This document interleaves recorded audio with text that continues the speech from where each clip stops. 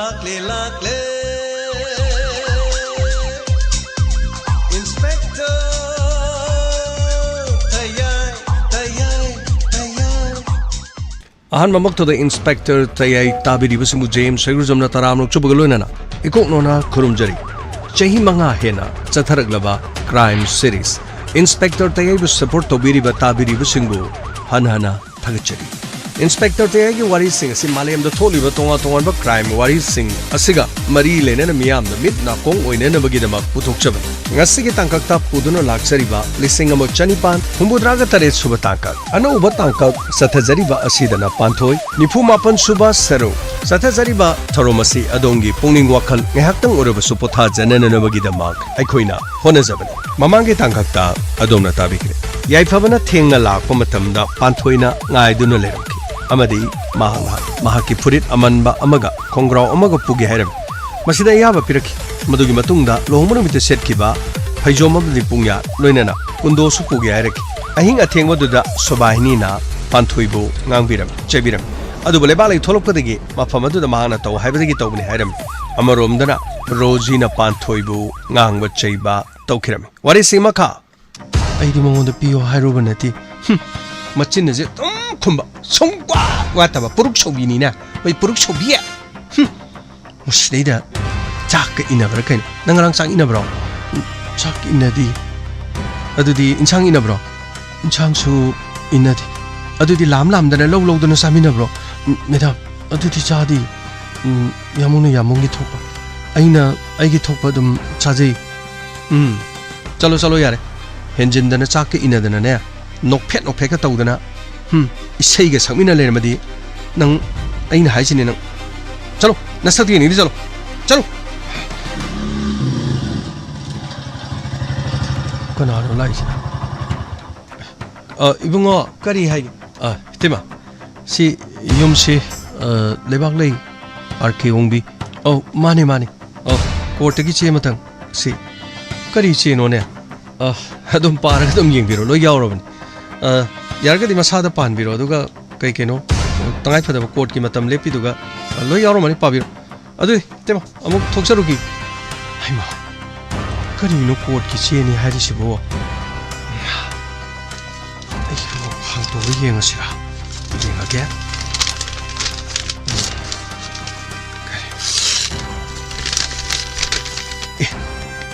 court ki hearing ni ne sida imase hai kai dore kana no gari ma chamala mi do imase court ki che sida kari che no asongi kangku sina court da case to do dugi mo makhata ba ai mung se kitang nungai be yada ban kitang makhol che hauna no lu ba da ne moi case to no ba dum sem sa le ram phatte da go ai gi naung nu papa ka sana mana pamba lan thum si pang khre do kaya muk yamna pamba no khangdin imase adudi court ki case mokhoi na ngam khradi lan thum si moina yamba kai do bai lo duino mokhoi ga khoi phangmom thok du chap chana mokhoi pigraban atai ehen basing asi dine loina ma ipuroi bana loina tanchila manga tan ipuroi bana tanchile lan thum yam do mokhoi ta khaim pi hoi mokhoi gi mapun si do oiro roi do bwane ba masidai da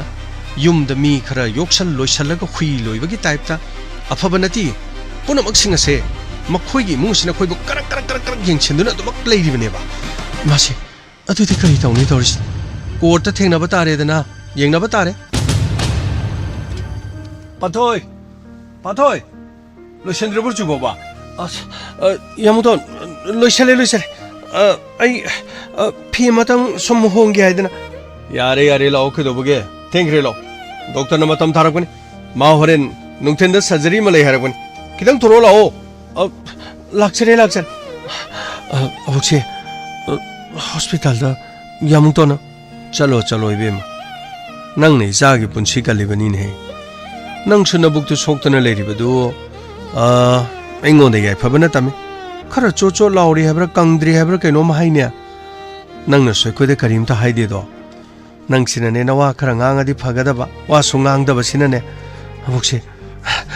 kisudi to roi paniam du selabani thani humle radi adum loina kangsilan segi tha phadre nang chatkrani yum da chakraganda nang ya na bado khoina mu yeng bala khidro abukse yani kishtoroi ai dum hogala chatpanga masidi yare yare aingonda loini yai phabana tamabani ko chattaba yadab ayukta ina doctor suraj to phone tawban ngang tharakani nakoi sidi da dressing tawribasi phai kangde pate kangde yaroi do borabadi hospital de admit tarusu taw nangi phibam se phandaba yadabani hadana abuksina haikrabani abuksi haidra dum yarabadubu karibu tawrudin haima karibu tawrudino bu karino nang sumiyoi bani aikhoi sumiyoi bani adugi mathakta nang ni sano pagi punsi kan kriban abuksi wafam do dum manjan jan hairaga aingonde kaiba pibugum aina dum khale hey angau biya mina ngangi se karino khangde ne kedobugi nongonde kaiba pibugum khangadori bano aini ya phabada ayukta puruga chataba yade haidana aina hairiban khangabra kaino dum sugdok tholoktrisibo laroi da bro karino asomdami ke doctor haina kibodo matam helani e koi masuleri ma kaino khar solom da haibiro ke dorba kya o mukta ngayo lore chalo abuksi aisa saruki ge do chalo aduga ne pare ne nganna hek law haide yeng thoga law ko hoi abuksi law laksare muk nang na kebasina nati nang na duyam keri du hospital sar pa du ana bana bu kena brane keba nati leizari ba firon sisu sefam su leiba nati ba sum hauzik set lawdradi hengwai set pa ka phangdau nati amamuk set adum taw leira ba nangi do mai taw leiring edu de yaroi do yamto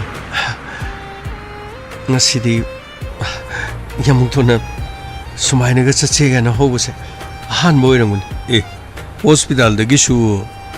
nang na ba halak da thori dudi kawe aduga nirak surmal yamto ahum lak sure adudi amana kadaida amana yamto na hospital leiring da adudagi yum da halak gi gari da punna lak mi nei dudi nangdi aduga loina ningsing ni bore yamto ai mata kauroi ai di loina ningsing ani yare aduga wai nabuktu yamna ising shot pa matamda mathak to da benet napaga doctor na talak pudo na singa pajan napaga yamto ai loina tawjek lo na sanu wai tra baso dum hai gedam nana karim ta hai din le do ngarang aina nangi du ura matungda ina nongalaga akoi mara tamman imana doctor suraj tamung tamaga hauji lakta biya de na habadi ki chali basin yamdo kaino matanga haijage ba ngarang de ginangdi wasi yamna hai nasina mokari walige yamdo ategi nati masa khangda ba gari mada nupa malaga court ki che sumon habra karino adu pirambra kinom taw irongani kana gini kari na hage asum makharom thamagi khaton haibra aina kokjaba nati ko yam moi sungi ta kuido moi leido adugi mungdo mokhoi court ki case ki orabadi akoi da tharak borangon atai gi oramo mokhoina lowing khol akoi digi lowning ba kya marom leibo aduga mari leina na to borangon madubu wafam adudi aingonda di kanam to karim ta harak yamto adudi lowing khongo radi khanaba chainaba di kara thok to male sidi aina haibu ngamdong nati akoi te ai soina phaba ngam ta sok su phaba ngam somda khoi khato na tori thabok se yam phata thabok lowing khon kharagi damak ta sam nungsina da changna da bhangna da bai base aduga mathakta in kholasigi mai aidani phalang wangna khagalis akhone so makoi yening da manba makhone so khoi yening da man mini yeng da su he yum ani thangnan leraga chikpal khana ba haidana dum khang kari hege da no khang yamto ꯃꯆꯤꯟ ꯃꯅꯥꯎ ꯅꯨꯡꯁꯤꯅꯔꯕꯗꯤ ꯃꯤꯅ ꯍꯦꯟꯖꯟꯕ ꯉꯝꯗꯦ ꯍꯥꯏꯅꯤ ꯑꯗꯨꯒ ꯀꯔꯤꯒꯤꯅꯣ ꯃꯆꯤꯟ ꯃꯅꯥꯎꯁꯤꯡꯁꯤꯕꯨ ꯑꯁꯨꯛ ꯌꯥꯝ ꯅꯨꯡꯁꯤꯅꯗ꯭ꯔꯤꯁꯤꯕꯨ ꯌꯥꯝꯗꯣ ꯃꯣꯏ ꯁꯤꯗꯩꯗ ꯀꯩꯅꯣ ꯂꯩꯕꯗꯣ ꯇꯥꯈꯨꯏꯗꯨꯝ ꯂꯩꯕꯗꯣ ꯇꯥꯈꯨꯏꯗꯨꯝꯗꯣ ꯃꯣꯏ ꯁꯣꯟ ꯏꯃꯨꯡꯗ ꯂꯩꯕꯅꯤ ꯑꯔꯦ ꯃꯄꯥ ꯈꯨꯗꯣꯡꯆꯥꯕ ꯈꯔ ꯁꯣꯏꯗꯅ ꯐꯪꯒꯅꯤ ꯑꯗꯨ ꯅꯠꯇ꯭ꯔꯕꯗꯤ ꯀꯗꯥꯏꯗꯒꯤ ꯂꯩꯔꯨꯅꯤ ꯌꯥꯝꯗꯣ ꯃꯈꯣꯏꯒ ꯈꯟꯅꯕ ꯃꯥꯟꯅꯕꯁꯦ ꯑꯩꯗꯤ ꯄꯥꯝꯗꯦ ꯀꯅꯥ ꯀꯩꯗꯧꯅꯤꯒꯦ ꯑꯗꯨꯒꯤꯗꯃꯛꯇ ꯀꯩꯁꯨ ꯈꯜꯂꯨꯅꯨ ꯌꯥꯝꯗꯣ ꯈꯟꯅꯕ ꯆꯩꯅꯕꯗꯒꯤ ꯈꯨꯠ ꯌꯥꯎꯅꯔꯒ ꯑꯁꯣꯛꯄꯟ ꯌꯥꯎꯕ ꯃꯁꯦ ꯃꯆꯤꯟ ꯃꯅꯥꯎ ꯑꯗꯨꯒ ꯂꯟ ꯊꯨꯝꯒꯤ ꯌꯦꯟꯅꯕꯒꯤ ꯈꯟꯅꯕꯒꯤ ꯑꯁ ꯈꯪꯗꯦꯗ ꯃꯆꯤꯟ ꯃꯅꯥꯎꯁꯤꯡꯁꯦ ꯑꯝꯇ ꯅꯨꯡꯁꯤꯅꯗꯦ ꯌꯥꯔꯦ ꯌꯥꯔꯦ ꯍꯣꯁꯄꯤꯇꯥꯜ ꯌꯧꯔꯛꯀꯗꯧꯔꯦꯀꯣ ꯆꯪꯉꯒ ꯀꯔꯤꯅꯣ ꯌꯦꯡꯅꯕ ꯇꯧꯁꯤ ꯑꯗꯨꯒꯅꯦ ꯇꯧꯕ ꯌꯥꯕ ꯌꯥꯗꯕꯗꯣ ꯅꯪ ꯅꯁꯥꯅ ꯃꯨꯟꯅ ꯈꯪꯖꯔꯣꯀꯣ ꯍꯣꯏ ꯑꯃꯨꯛꯇ ꯑꯩ ꯒꯥꯔꯤ ꯊꯧꯖꯜꯂꯒꯦ ꯍꯣꯏ ꯌꯥꯝꯗꯣ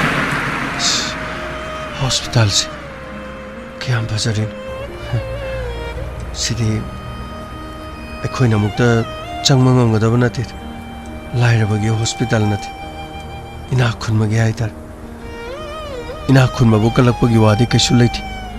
ꯏꯅꯥꯛ ꯈꯨꯜꯂꯤꯕꯗꯣ ꯍꯣꯠꯅꯗ꯭ꯔꯗꯤ ꯏꯅꯥꯛ ꯈꯨꯟꯕ ꯌꯥꯄꯣꯟꯇꯦ ꯍꯣꯠꯅꯕ ꯁꯨꯕ ꯅꯣꯝꯕ ꯃꯄꯥ ꯃꯄꯨ ꯍꯥꯛꯇꯛꯇꯒꯤ ꯃꯈꯣꯏꯒꯤ ꯃꯗꯧꯒꯤ ꯍꯥꯛꯇꯛꯇꯒꯤ ꯊꯝꯂꯝꯕ ꯁꯦꯟ ꯊꯨꯝ ꯑꯗꯨꯅ ꯁꯤꯖꯤꯟꯅꯕ ꯂꯣꯏꯕ ꯉꯝꯗꯕꯕꯨ ꯂꯣꯏꯔꯝꯒꯅꯤ ꯑꯩꯈꯣꯏ ꯄꯥꯕꯨꯡꯒ ꯏꯃꯥꯒꯅ ꯍꯥꯏꯕꯗ ꯑꯩꯈꯣꯏꯒꯤꯗꯤ ꯀꯔꯤꯝꯇ ꯊꯝꯃꯝꯗꯦ ꯑꯩ ꯀꯩꯅꯣ ꯅꯪ ꯉꯥꯡꯉꯤ ꯃꯌꯥꯝꯗꯣ ꯌꯥꯝꯗꯣ ꯀꯩꯁꯨ ꯍꯥꯏꯗꯦ ꯑꯩ ꯒꯥꯔꯤ ꯁꯣꯝ ꯊꯧꯖꯜꯂꯒꯦꯀꯣ ꯍꯣꯏ ꯌꯥꯝꯗꯣ ꯊꯧꯖꯟꯕꯤꯔꯣ ꯑꯃꯨꯛꯇ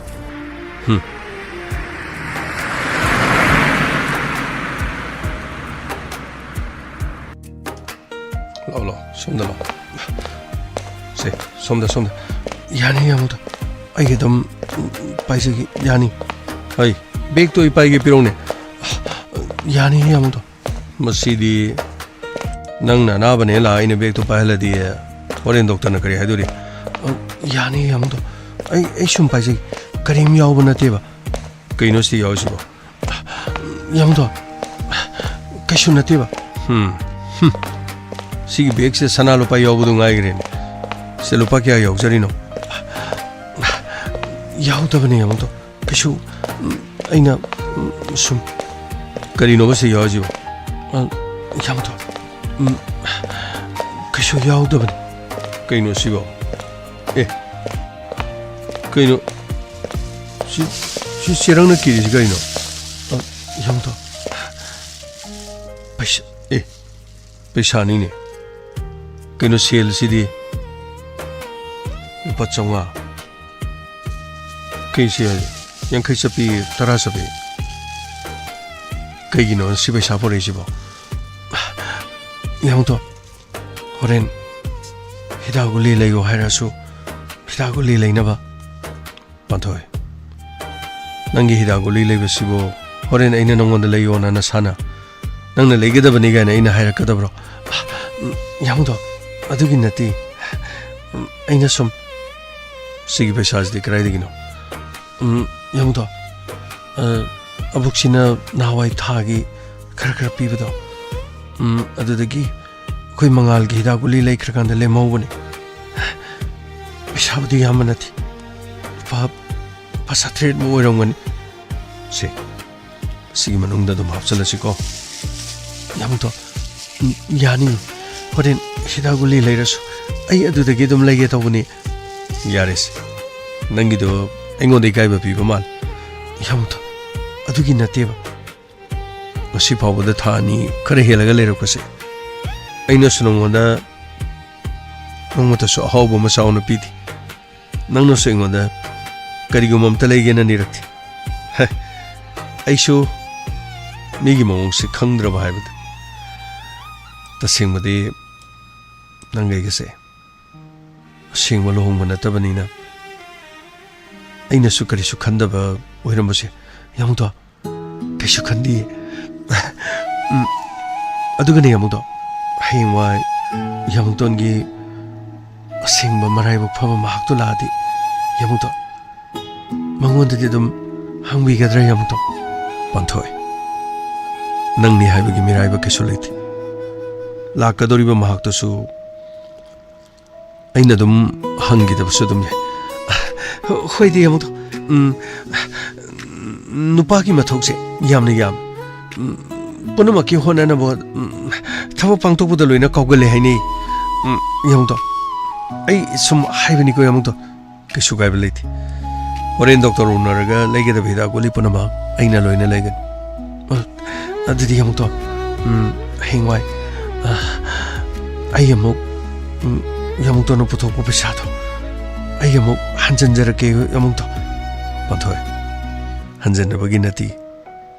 अदु फावबदी आइसु पुथोप ngomgani यानी यमुतो मरम लेतन मिंगोदगी सेलोगनो हाई पंथोए अइबु मी गौब्रने नत्रगा अइबु मी तोलने हौजी मक्ति यमुतो अदुदी ममिंगिनिना यारेस तोस नंग ngangna bangomodor oining borison ai sum khanjolorgani kaibam puksalakadori पैसा लुपा चात्र से चिरंग कीरग पूरग लाए नंग याय नंगना तौरीब थबकसे अइने सुंकौ कौरो यामो तोनसो काउब ngमदनबा तौरीबदुदी अइने करी तौरीबा यामो तोना अनाबगी पुबिरिबा हॉस्पिटल अइगिदमक सेवा तौबिबा अदुगा अइगिदमक वाबिबा यमुतोना वारगा अइगी कैसु लेत्रबा अइगी खोंखादुदा कैनो खोंखादि खोंखा हाइबनति खों खुयागी मफम अदुदा यमुतोना उइरगा तुम्बा ओ नंगसु तुमिदुदी यमुतो मियोबेगी पुंसी सिनुसिको असुमना यमुतो कैसे तुम काइनरकनिको पंथोए यारेस तोस डॉक्टर की मनाक चंगा ये थोनब तौसी होय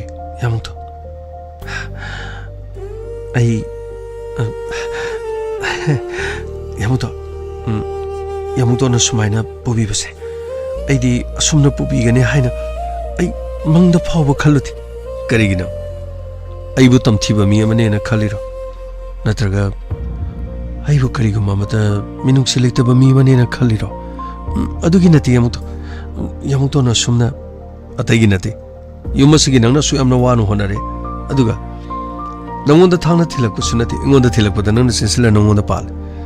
नंगी पुक्तुदा सोक्लिबदुबो अइगी पुंसीसु कलगा अइने करीमता खंगदना लेगद्रो अदुदी यमुतो न मफमसिदा पुरैसि यमुतो न अइगी इसादा सोक्पदुगी मानी नंगी नसादा सोक्पदुगिनी अइना खल्लुबनी को यमुतो करी खलिबा अइना खनमना सुम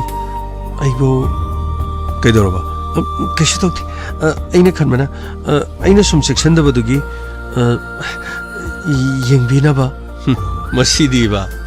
मसी कारनगा तुरनगा सिलम अइ मनुंगदा चंगबा यारबम थोंग अइ डॉक्टर सूरज टिकेट तुदी होरेन सेल अदुम पिरगे हाइबने डॉक्टर सूरज नदी करिगी सेल नोन हाइबने अदु मी म्याम येंगिबनी नको खतंग यांखत पे याबरे योंगी मी क्या ले योंगे सिलेर मको ओ होय यामुतो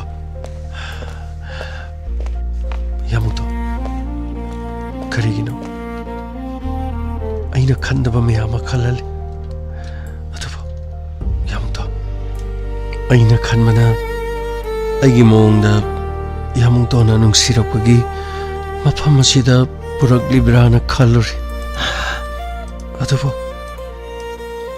अइदी युम ममगे थबक सुबि लाइरबि चरा निकक पुक्थन चानन बगिदम यामुंगी मुंगदा थबक सुबिनिको अदुना अइना सोपदगी नुंगाइतबगी अदुबो यामो करीमत वरौगा लेति पुंसीदा काउरो ये यामुंतोना मफम असिदा पुबिरगलिबस करिगिनो लमहेलबी अइगी थमोयसिना अइगा करिसु सानदबा मतिक मपासु करिमत मानदबसिदा अइगी थमोयसिना ꯀꯔꯤꯒꯤꯅꯣ ꯇꯅꯤꯛ ꯇꯅꯤꯛ ꯑꯩꯅ ꯋꯥꯖꯔꯛꯂꯤꯕ ꯑꯗꯨꯗꯤ ꯑꯩꯅ ꯐꯥꯎꯔꯤꯕ ꯑꯁꯤꯒꯨꯝ ꯃꯥꯗꯤ ꯐꯥꯎꯗꯕ꯭ꯔꯥ ꯑꯗꯨꯗꯤ ꯑꯩꯅ ꯐꯥꯎꯔꯤꯕꯅ ꯀꯔꯤꯒꯤ ꯑꯩꯅ ꯊꯃꯣꯏ ꯋꯥꯔꯛꯄ ꯉꯝꯗꯕꯤ 이삭이 오이자버티 이랑 뽑이 딸애들이 하이사잖아 송랑기네 짜나데 해라버수 짜나다 서서 아이나 그 쇼예로이 아토바 아이나 눅시자버디 그리쇼 가이디 마포가시기 아이나 그리쇼 가오봉암루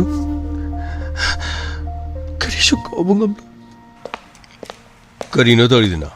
कब तो नमुक ले रहा बड़ा ये वो कपना थी करी कपना तरगा नमिते की नपीते थी देना करेगी ये वो तो आइना आहान में थाउना सोलगा हॉस्पिटल ला पुरक पुदा अदु निंगसिंग लपा अदु की न थाउ इरे ले इतबा गुम नंगना इंगों तो पांचेगा तो बथांग अदु नंगना संचिलगा नंगों तो पालाले किन्हीं दे कितंग सोए intestine de krasoi kari sare thaungi ne na la ga nang na ai ya wa basu na loi por yamo nupi amana mapuri bagi da ma punsi nung sang na ba mapuri bagi ai phana na ba aduga mapuri bagi khan bai base kaya mong amna khale base ai di hana su khanglak aduga abuk sina tambi badagi अबोक्सिना तवाइबदो तौबदगी यमतो आइदि यामना खंग अदो यमतो युमगी मौ माहाइबसे यामना लोबजान हाइनि yum Panba तुरेनगी लेंगोदिगी हेना कुपी गान खंगदे Meena हाइनि yum कई पाला कांदा मदुगी पुनसिना money yum पानद्रिंगै नमन इसा issue योरोपगी पुनसिना मन इसा इशु चौरोपगी पुनसिना मन इमा इपागा पुनः लेमिनरिंगे इमा इपागी मखादा लेरिंगे पुनसिनामन हाइनि अहलमन हाइबसिना अखोइगिदि पोनमंग अहलमन गी अथंगिन बाइबसि मसा मुसुगी थौदांगनि हाइदन यामना चुमे यामो याम फजबा वाफम वासे ngarang na handagi wayam ngang aishu sidagi nang chatki ke dorobani hadana yamo yamung no matam pibi bagi yam nungai lo sa silo mi adaidane serial kakthara lais mini am nungshiroi do bathabang Dr. Suresh nang saina che thadare habadagi chalin lo chalasilo hoi yamo yengdrasu yabadu yamungna namdana karigi yengdabano aigi ya thangnati ko se alamani haida se khoi magi ya thang ko hoi lo sida le lo si chang si lo hoi Nakong sila I am the sanga gathering. Sisa, okay, sang mo yara. Oh, yani sir. Sila ito okay sarang sa ding ay lero ba ni? Sorry pa ba? Oh, man. Sang biro. Madam, sonda sang biro. Oh, funny. Lo, som sang sila. Hoy. Lo. Da sang jolo. Kanino ticket adu na highlight dubo. Nati kok sonda na kandum changa glore. Nayamadu ngarang na handi amda thingna si punje na bani punbadi sungong gidre ado karino ngai ba pauno thawum di phare nati long musing on kari marakte dan so ina hare panthoi long muso harakte handak sosti de ding on da harak to ya ro ko hey kai daurugi tori dubo sir magi pukki sida hoine khangene pukki sobude nang phone toro kre khangene ado kaino si thaw ohum bharak dore nati hoji boba nungai bo pau karim to leitri bro hoini ahan ma thokpani na nei kaina bangak tani adu bune si yam healthy oi panthoi gi masa mau si dine ting lawbjan mi so wang chawi masam na jum lawro kuchu kumen ngoro dan sagai du dane hayeng no khoi gi na sa ma ga laglabati naya magi masa ha kari ada lari do ama yai magi dun kari boarding da legan tawri dai ne ai loina mangne no khoi gi sida loina mag akoi hospital sing aktani ko adu gai wai ge long musu ge marak ti adu ge Sidiga mo hairactredi, Aidina. No in Amado, Punchisuba Conoro Hayko. Doctor Magisi. Younger the later to the Nuin and I came Talan. Sister, Sobita. Hey, Robbie, Kaile Genobo. Sir, I question lazy. Songa the Busalo. Dressings of the Pasandosi. Adugana. Sikeno solution in Doris Hilang, accept the moral machine and Panisha. Madam, Sona can test Samiro. Yare Chango, the story. Yamuto, the Changuki, when it's someone. Doctor Gimanak Talak with the Pakacha than the Torison. Muxidrado. Adu, Nepaba. Sidagi upon the head of the Yam Sonigo. The Yamakoya Duga. Hey, Warogunico. I know Harrison. Narava keep up any hay. Masigino Pish Nung Punchica Limnico. Tongue do till I put a kidney do us. Paneam Nanimaido, Suido. What the intestine tinted by the new home nine. Makak Talaga Polaga in a person as shame grovani. Ado Narava Fako. Masigino Pish de Mapok Sigidi, Nangi the Mutanangi Punchica Lagena Lamani, a CD Cantabra. Sir. Masi Tadokunuko, hey, Nang Terminator 3 Yambra, ha. Arnold Schwarzenegger, Robert Savadon Kari Hai, Ma Robot Natro, Hoisha, Man Haribadio, Apapa Mamani, Stirikari, John Connergi Ma Paga Dobanupido, Malimus the Nob, Mio Bagi, Marol, Mamirol, Sagat Kadorim. Me Poknaba, me Lang no Bonaba, Apapa Mama Tangai Fadi,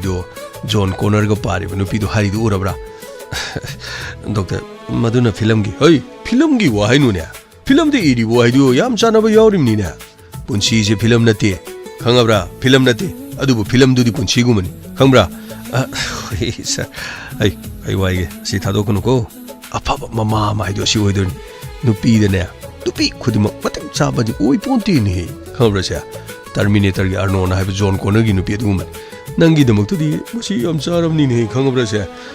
Sir, Loiseresa, Law. Ma,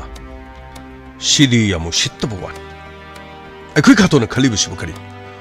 Lady Below sing Punamak sing a Sibumana, Loina Tankai Tankai Loina Pio of Sikari. I call you don't quit a number today, Master Tankai Pungit. I could shoot Tankai Pungit. I couldn't get a shoe in a low on it. My Kong like Amuta Toko Yama. Punamak sing a Siloina Canaraga Tokadavan. I coin Kusira sit over Yavanati. Court lady, Iron lady.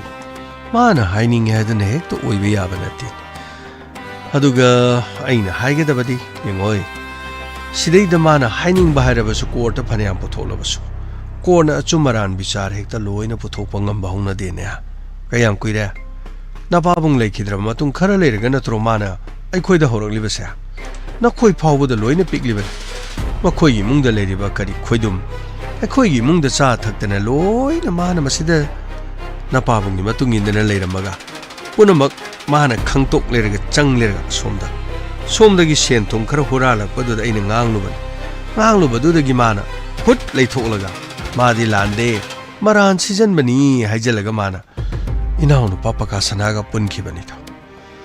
Ay shumana dumnatoki with Karimatanung Ivanati. Ma. Mani henzel globadi. A quilamba papa. Mangokshimdo, chat like Tabatavani. Yaima, Amutung Icone, Nangna Pinky Vesina, Nanano Pagi Matam the Su, Nangna, Caricarino Hidena, Mibu Hectane Ira Line Takal, Ma, Yada Bodadi Yadi Kangan. Aduga Migi Kuyada, Concado, Pulgum Tanga Libashu, Kahina Edi Pamjadi, Hoinekedorgi Yama Mutung Icone. Achumaran do Bishar, Sweden Torocadorbi. Nangno Changaga. Karikanagadorige. Ma, I Tongan, the Sangaga, Lepaga Makogi, Nadil later with the Tolo, Lamba Panash, Muna Namash, Adiga, Muna the Matara, the Makoina, Lamba Selo Garbachelo Jason, Nasayamasho, Arabanati, Nasayamasho, Muna Zatra, Muna Zatrani, Nasaso, Amuktan Icone Yama, Nang the Pingli with the Bukarigino, Imana Habi Leroy Dronangbo, Ima. Imagi a tanktabu Koran and Ibugiwa. मधुन तब तारबदी मादी कैसु नथिमा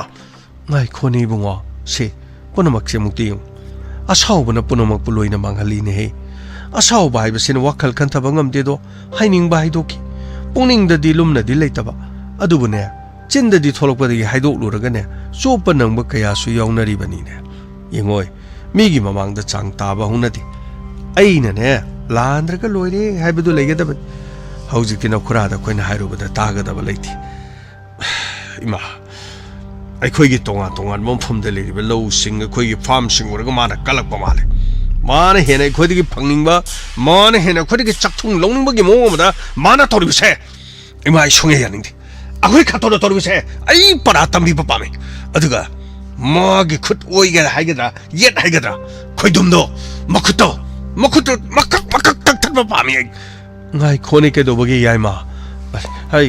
ꯏꯕꯣꯍꯣꯜ ꯑꯃꯨꯛꯇ ꯂꯥꯎꯅꯦ ꯏꯃꯥ ꯑꯩꯁꯨ ꯊꯕꯛ ꯑꯃ ꯆꯠꯇ ꯌꯥꯗꯗꯅ ꯆꯠꯂꯨꯔꯦ ꯃꯈꯣꯏꯒꯤ ꯆꯦ ꯊꯥꯔꯛꯑꯦ ꯍꯥꯏꯕꯗꯨꯕꯨ ꯆꯦꯗꯨꯗꯤ ꯁꯤꯗ ꯂꯩꯔꯁꯤ ꯅꯣꯏꯅ ꯌꯦꯡꯒꯦꯁꯨ ꯌꯦꯡꯉꯣ ꯑꯩꯅ ꯁꯤꯗ ꯃꯥꯡꯒꯣꯟꯁꯦ ꯊꯝꯃꯕꯅꯤꯀꯣ ꯃꯥꯡꯍꯟꯕꯗꯤ ꯌꯥꯗꯦ ꯀꯣꯔꯠꯀꯤ ꯆꯦꯅꯤ ꯑꯗꯨꯒ ꯑꯩ ꯋꯥꯏꯒꯦ ꯆꯦꯁꯤ ꯃꯨꯟꯅ ꯄꯥꯔꯣ ꯏꯃꯥ ꯁꯤꯗ ꯍꯥꯏꯔꯤꯕ ꯋꯥꯐꯝꯁꯦ ꯑꯩꯈꯣꯏ ꯈꯇꯣꯟꯒꯤ ꯋꯥꯐꯝꯁꯤꯕꯨ ꯂꯝ ꯃꯥꯒꯤ ꯆꯥꯛꯊꯨꯡ ꯐꯪꯐꯝ ꯊꯣꯛꯄꯗꯨꯗꯒꯤ ꯁꯨꯅ ꯄꯤꯕꯤꯗ꯭ꯔꯦ ꯑꯗꯨꯒ 시기 폴럼싱 이제 코이노 로이노 파이션마기 모옹다 이볼 마도니네 하나데기나 코이네 빅링이 마탐다기 마나 떠올라바니네 란툼 시바부 그야모가 암나 파마노 강데네 나 파붕기 마나오노 파니 뽀미나바니 나 코이기 카토니 아두부 아이디 마세 마세 나 코이기 파붕가 뽀미나는가 다바만테 마기 모옹마 똥 마나 똥 토르이 모옹시나네 아이 까림타 타자방감티 남 탁떠바 아두가 잉원데기 셋 짜다나 로그다바 미먹이 마삭 아마각 아이나 말이네 이마 마도 punamak도 아묵도 ngaiko hojikse koina khanagada khara lei karino ne koina khanagadorisibo ma mina case ni torlibs case torlabadi tangai phadana mayong nanabagi honadabadi yadabani ni adu betarabadi case asidang ngamnanabagi damak afabu kilmane phugi mathau tare hanagu kill singdo makoshi yaujas adubu kare hena phaba piu haidana makoida hairamaga yengs aduna tabatarabadi makoina punamakse kairo lekha se palakador akhoi ga thongi yathang aduga khoidumgi mahakki mo tongning ba thabak sing makoina pangthokpa makoina haibe yadragana hatke tupke khukan pangan bani khoina punamakse karino haibadu ima court tangai phadaba sing adu tongnana ba ibol ai punamak loina ngangnari aine loina mak hainari bani ima punamak si lan thum yam pamlebde khui khurase loina pithok lumasa kaya dane nanaw no payai mana hat pa tupagi wana trabasu setuna lowkibadi yaroi haidana kanthi thongna saw ibol nangna itap tapu makai pithokrasira nangi wahai do karino ne ima 시베다 뿌베 야로이도 발란 크라기다막 다이봉 미오이베나 카리기다막 갱티나리 강루 푸룹 가야 카이도노드나 아마가마게 갱티노드나 눅시 짜나드나막 카리기다막 또 호나리 아이 코이 뿌나막 카라나 마이 마농다 카라나 말레엠 레샤 레로농다 뿌나막 싱아시 미오이베나 카우통나리 아이게 하이바 고동 사바도 방나나바기다막 뽐나막 도 호나리 미오이바 하이바세 가야당가 크라바 샤마 칼라마노용 따져 아이디 아이코기 카톤기 와펌시 숭에 야닝디 야닝다바도 이봉어 뿌나막 싱아시 꼬르다 팅나가다바 나트라네 낭수나 이네 싱 땀락리바니 이와이 뿌나막 싱아시 아잉기 마땡 뿌나막 라우가다바니 마코이나 똥닝드나 또위 하이바 까리수 야바 나티네 아코이에 바발라마 하이 앙앙사 호레네 와기 와 좀나 앙나시고 야이메나 마롤마 핑마네 마시나 마롤마 핑마네 호레네 와도 와얌나니고 앙앙사 와얌나니고 이봉어 까리 해락래 독터나 마 체크업 키시 마탕 khara leiraga lawana adubu mathangsi tha phadringeda muktangi chapna nangbosi madugi matungdagi amuk mana sidaki chatkhraga o yare punamakto ai loina selage yare ko ima ngarang mafam asida asoma kharonggi chema thare habadubu ꯃꯈꯣꯏꯒꯤ ꯂꯟꯊꯨꯝ ꯅꯪꯉꯣꯟꯗꯅ ꯑꯃꯨꯛ ꯀꯅꯥꯅ ꯍꯥꯏꯔꯤꯅꯣ ꯑꯗꯨꯅ ꯃꯥ ꯏꯃꯨꯡ ꯑꯁꯤ ꯌꯥꯝꯅ ꯂꯣꯏꯅꯕꯗ ꯅꯨꯡꯉꯥꯏꯔꯣꯏꯗꯕ ꯑꯣꯏꯔꯗꯤ ꯄꯔꯥ ꯑꯃ ꯇꯝꯕꯤꯕꯅ ꯐꯔꯗꯣꯏꯖꯥꯠꯂ ꯑꯇꯣꯝꯕ ꯃꯗꯨꯅꯤ ꯅꯌꯥꯝꯕ ꯌꯥꯏꯃꯅ ꯈꯜꯂꯤꯁꯨ ꯑꯗꯨꯅꯤ ꯑꯗꯨꯕꯨꯅꯦ ꯌꯨꯝ ꯑꯁꯤ ꯂꯩꯔꯤ ꯃꯤꯁꯤꯡ ꯀꯅꯥꯝꯇ ꯌꯥꯗꯦ ꯄꯨꯝꯅꯃꯛ ꯂꯣꯏꯅꯃꯛ ꯑꯩꯒꯤ ꯋꯥꯐꯝꯁꯦ ꯂꯣꯏꯅ ꯀꯟꯊꯠꯄ ꯍꯥꯏꯕ ꯇꯥꯔꯦ ꯑꯩꯗꯤ ꯌꯥꯗꯕ ꯃꯤꯁꯤꯗꯤꯅꯦ ꯁꯠ ꯁꯠ ꯀꯛꯊꯠꯂꯒ ꯑꯩꯗꯤ ꯄꯔꯥ ꯇꯝꯕꯤꯕ ꯄꯥꯝꯃꯦ ꯎꯏꯁꯨ ꯎꯏꯁꯤꯟꯅꯗꯕ ꯀꯔꯤ ꯀꯥꯟꯅꯅꯕ ꯍꯌꯦꯡ ꯂꯝꯕꯤꯗ ꯆꯠꯄꯗꯅꯦ ꯈꯣꯡꯗ ꯇꯤꯡꯈꯪ ꯑꯣꯏꯅ ꯌꯨꯅꯅꯕ ꯌꯨꯝꯗ ꯇꯨꯝꯕꯁꯨ ꯀꯥꯡꯒꯗ ꯂꯤꯟ ꯆꯪꯕ ꯑꯗꯨ ꯌꯥꯅꯗꯕꯁꯤꯗꯤ ꯀꯔꯤꯕꯨ ꯀꯥꯟꯅꯔꯨꯅꯦ ꯍꯩ ꯌꯥꯏꯃ ꯅꯪꯕꯨ ꯑꯃꯨꯛꯇ ꯇꯞꯊꯧꯅꯦ ꯏꯃꯥ ꯋꯥꯐꯝ ꯑꯁꯤ ꯑꯩꯈꯣꯏ ꯇꯔꯥꯏ ꯇꯔꯥꯏ ꯂꯧꯕꯗꯤ ꯆꯨꯝꯃꯤ ꯍꯣꯏꯅꯦ ꯇꯔꯥꯏ ꯇꯔꯥꯏ ꯂꯧꯕ ꯀꯔꯤꯃꯇ ꯆꯨꯝꯃꯣꯏꯅꯦ ꯑꯗꯨꯕꯨ ꯅꯈꯣꯏꯅ ꯄꯪꯐꯤꯡꯗ ꯐꯤꯡꯀꯠꯂꯤꯗꯨ ꯃꯗꯨꯅ ꯀꯔꯤ ꯀꯥꯟꯅꯔꯛꯀꯗꯧꯔꯤꯒꯦ ꯑꯩꯅ ꯍꯥꯏꯔꯤꯕꯁꯤꯅꯤ ꯇꯨꯃꯤꯟꯅ ꯇꯧ ꯇꯨꯃꯤꯟꯅ ꯑꯃꯨꯛ ꯇꯧꯅꯦ ꯃꯨꯟꯅ ꯑꯃꯨꯛꯇ ꯇꯧ ꯀꯔꯤ ꯇꯧꯒꯗꯒꯦ ꯍꯥꯏꯕꯗꯣ ꯑꯥꯏꯟ ꯂꯩꯔꯤ ꯑꯥꯏꯟꯒꯤ ꯃꯇꯨꯡ ꯏꯟꯅꯅꯦ ꯇꯉꯥꯏ ꯐꯗꯕꯁꯤꯡꯗꯣ ꯇꯧꯁꯤ ꯂꯥꯛꯑꯣ ꯏꯕꯦꯝꯃ ꯂꯥꯛꯑꯣ ꯍꯣꯏ ꯑꯕꯣꯛꯁꯤ ꯁꯦ ꯀꯗꯥꯏ ꯕꯦꯒꯇꯣ ꯄꯥꯏꯕꯤꯔꯒꯦꯅꯦ ꯑꯕꯣꯛꯁꯦ ꯌꯥꯔꯅꯤ ꯕꯦꯒꯇꯣ ꯑꯩ ꯑꯗꯨꯝ ꯄꯥꯏꯔꯒꯦ ꯍꯩꯃꯥ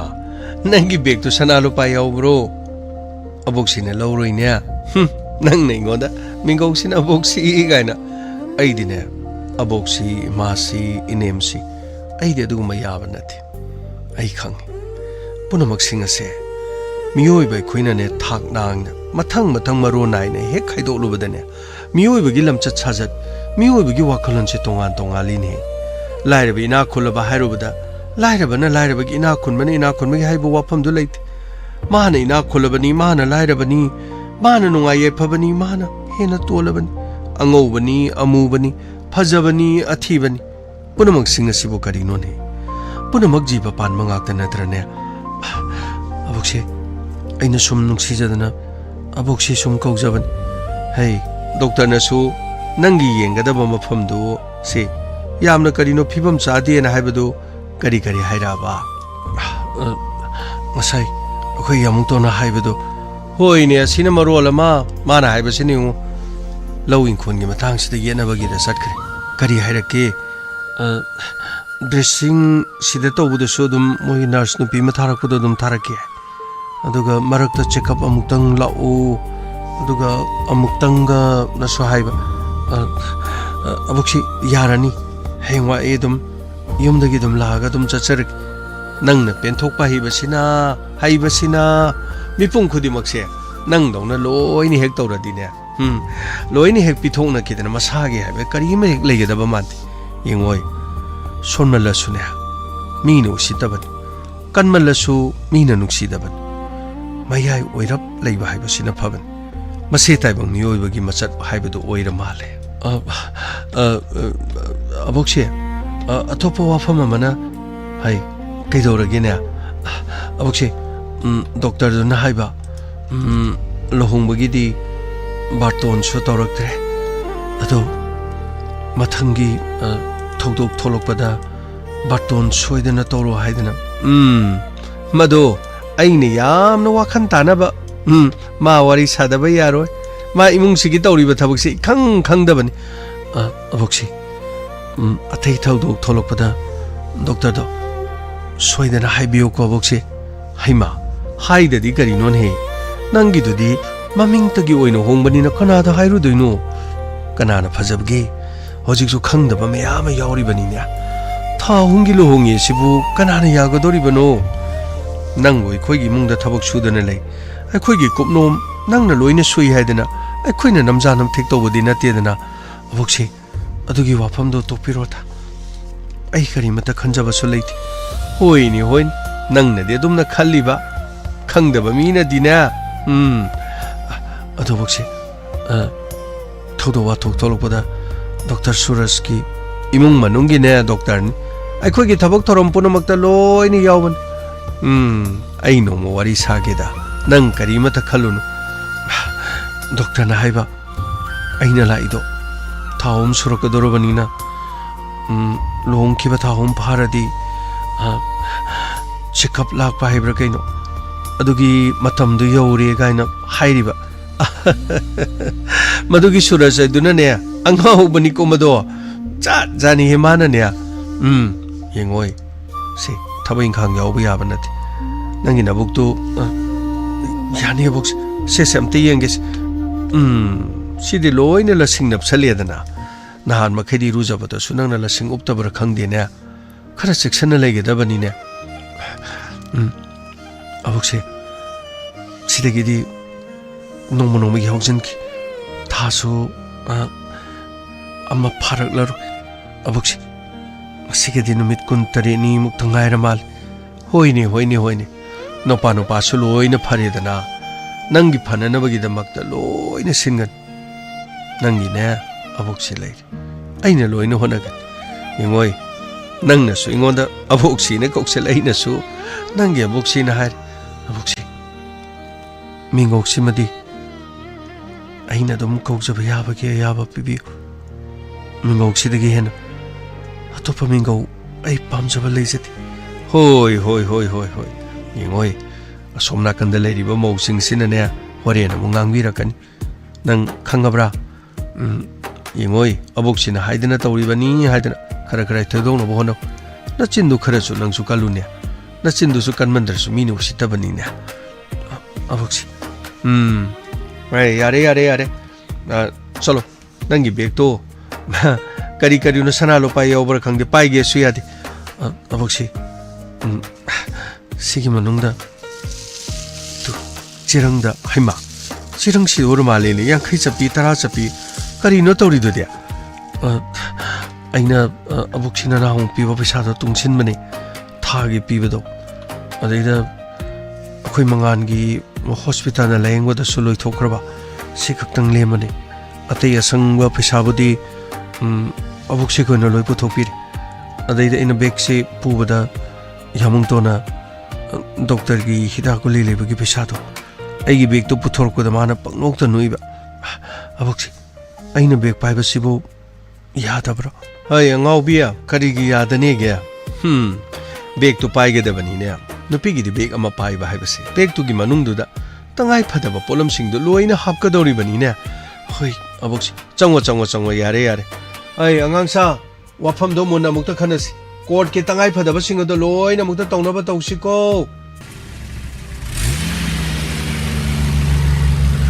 खामु गमै फनी sir mayumdi matang matang changore sir sina muk china netra gyumni law sangsira pani sir to mi kok thoyung pani sir kana kana lebage khoi police laiye papa da mota thopiro kana leibibno as kana mata leitarba keno kang loina tummaga leigra khangde sir karino gamai sorry sir nungthen sita kana ba tummaga leirungani karino uti chasalaga usoi uti kang maya gi karino chasalaga tum leirabro amukta lengthopiro police lai amta lengthopiro karino mi amta leitarabro thong ang toga leirisibo kari habigedaba sir kari habigedaba som ai netragi mayamba somna magi matai man netra se yumda hoji lebidabro ta ma khari hela mal yumda sungsang changlaktraba नेत्रग लोइनरिबा मिसी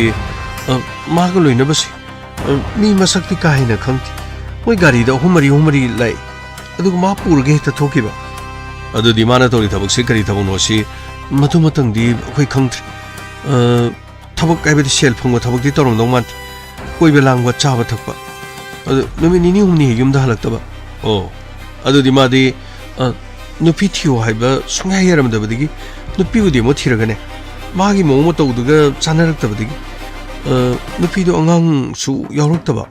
नुपीनी खंगदे नुपानी खंगदे अदुदगी माक्ति अदुम मफानदो चक्रे अदुगी मतुंगदगी अखोय नेत्रदि मादि थकपा चाबसु दुम खरे हेंजलक्रे मासे युमदा लेत्रिसि करि मरमगिनो अदुदि थोइदोपा खंगदे ममानबा तै सुम चटखिबदुगा लाक्तबदुदगी वासे समजलगी ओथोगो सुंगांगनबगी वाखनिं कानथ्रि मासिदा लेगेरा लेरोइरा लाकेरा लावइरा हाइबदो खै खंगथि अथु मतोनो पाउ फनबिरो police surrender तो हाइबियो मदुन मागे ख्वादिगे फबोगे नेत्र बुद्धि विकास अदुगा मखोयुम नेउजु कोति थिरिंगसिदा अमना धर्मेंद्र खंबिरंगनि मिंग ताबिरंगनि अखोय धर्मेंद्र मा पुलिसना मान अखोयना फाबे मरांग मतुंगिना अदुगा थौदो वाथोक के आदसु चेनबगी वाफम दे दुम लै नेत्रसु थौदो से चेनब क्या सु लै चंगजरकपन ख्वाइदगी हेना फबो होइगन करिगुम लमीद थेंगनरबदि खुसिन खुना तोक्तगी मागी पुंसी लोबसी मराइबो फबदि मा नुपी मथिरगा नुपीदो काइना खरे हाइसो हाइरे अदुगा थक्तन सादन गाउदन कोइदन लेइ हौजिगी मतमदा थबक सुनिंद्रबा सेन तानिंद्रबा फमदुन मखुद अदो लोसिनदुन लेइबा मीदुनने कैदोनुंदा फब सुंगो परलो मियोइबा मन नोमगी सुबा नोमबा सेन तानबा मागी अकाउंट बैलेंस सेन चंगना नबगी दम होनरबा मतम अदुगा खना हेगदबदी धर्मेंद्र गमागा पुली पुंदे हाइबा कोई सब चाना खंगजे करिसु मतम कानर अखोइद थुना चंगजबना मागी ख्वाइदगी ना फबो होइगनी फनी सर अदो सर अखोइ इनाउ नुपा नेत्रना माना काइरिबा थबकसिबु करी थबकनेना मदुदि मंगोंदा दो मंगिरो अखोइद हंगिदु करी मरंगिनो अदोंगी इनाउ नुपाना थबक फतबा तोरको मतम अदोंगी इनाउ नुपाना युमदा संगत मतमदा मयामबा मोइना मते मोइना करिगिनो तुमि लेबिरिदुबो नते सखुम तोंगान बिरो सर होजुमकी दि दम अखोइ अहलमन सुअते मोइने अहलमन लेबा लेतबा इनाउ नुपासिना करी तौरी कैदौरी हाइबदो मदुगी वाफमदनि अखोइना पामसि अदुना तसेंगुदि वाफम से अखोइदा लोसन बिगन इनाउ नुपागी पुंसी कनबिगे हारबदि अखोइदा असेंगुदो हाइबिगेदम अदुगा मसिमदि खं अदोमना इनाउ नुपाबु कंचनबा लोसन भाइबसे इनाउ नुपा सिरसु यारे मार्क सीबदा करीमत कानद्रे है वाफम दि तौबिगन सर ऐ सोइदना मागा पाउ फाउनजरगा चंगजरकपन ख्वाइदगी हेना मखोइ फबोयन मदुदगी हेना फबा तोप लंबी मत लेरो आसा लो चना बतौसी फनी सर खंगदे दे करी हाइगदमना सर सिबो फंगेद्रा फंगोइद्रा सिबो सर मोइगी मयाम बखोइना मनाउ नुपागी मरान करीनो गा नंगिसे खंगना हंगिम तौगेन तौरे मोइन तौरिदो लोइन खंगिम मनाउ नुपादुना फतबा करीगुम लंबी में चले मोइ करी वै खंगोइदनो मयाम बोरबसु इमुंग मनुंगी सागिना तौरबसु असोबि यारकपदा मसा मसु सिंगदो वारक वातेमगी तंगाइ फदब सिंगदुदि तौगदब मदुदि नतदना फतब क्राइम सिंग तोनर कांद चेनर कांद अखोइ खंगदि याउदि हबदुनदि कैदोनुंग सुंगायर असुमने सर अदु सर करीगुम थेंगनब तारसु सर फर तौबदम यारोद सर गामै सर चनब तौसि मतम सिलक्त्रब मखोइ धर्मेंद्र की मतुंग वाहंग पांगलगा मथंग फगल मतुंगदा थौदोसिदा तैकना कना यावि हाबदु खंगना होनगदम कम ऑन चसिलो फनी सर करीनो याइ फबना हॉस्पिटल द मु पुरगा मु सखले हाइसिना करीगिनोबा आई लेफम सफम खंगत्रे था मसी योरदिने आई सोइदनो मी हानिंगा कनिसे करीगिनोबा मानो हॉस्पिटल द पुरिबो हॉस्पिटल द पुरिसे माबो अंगांग यावगदोरबा जालाबा सोमना कंदना करीमत माना मरी लेने दबगी मोंग तोरगा माना तोरिबसिबु करीनोबा सोइदनमके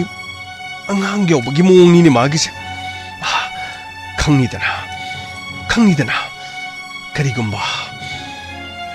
चुमना चलंबो ओरमदि फै नंग मदुना लमदबा तारबदि अमसु अइना लोइनमक लेखा तानगनी हॉस्पिटल लगे चटमिनदना अदुगा मखोइ अनि पुन्ना नोकमिनदना चटपगी मरम रोजी अइना तुमिने येंगदुना लेबा ngamloi अइना कैदोनुंगदा तुमिने खक लैरोइ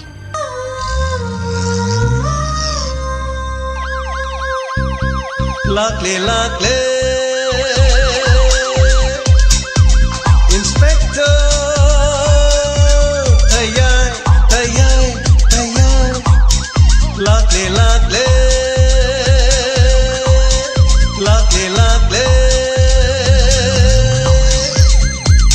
Inspector Tayai Uthanaba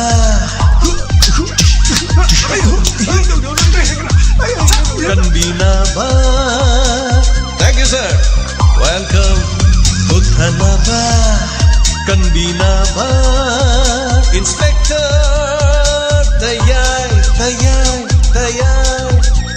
Lakle.